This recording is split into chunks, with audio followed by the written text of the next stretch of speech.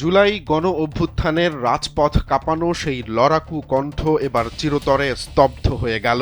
২৪-এর ছাত্র জনতার আন্দোলনের অন্যতম বীর সেনানী এবং ইনকিলাব মঞ্চের মুখপাত্র শরীফ ওসমান হাদীর মৃত্যুতে এখন দেশ জুড়ে বইছে শোকের ছায়া, কাঁদছে পুরো দেশ।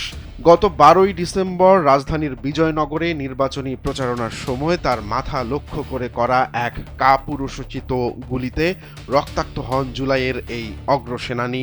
ভিডিওর দৃশ্যগুলোতে ফুটে উঠেছে রাজপথের সেই সাহসী যুবকের স্মৃতি, যিনি আজ নিথর দেহে হাসপাতালের শয্যায় জীবন মৃত্যুর সন্ধিক্ষণকে ছাপিয়ে চলে গেলেন অনন্তের পথে।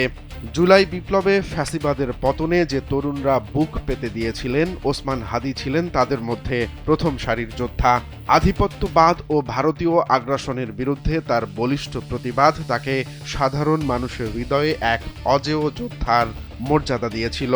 আসন্ন জাতীয় সংসদ নির্বাচনে ঢাকা ৮ আসন থেকে স্বতন্ত্র প্রার্থী হিসেবে যখন তিনি নতুন বাংলাদেশের স্বপ্নের কথা বলছিলেন, ঠিক তখনই ঘাতকদের বুলেট তার পথ রোধ করে দেয়।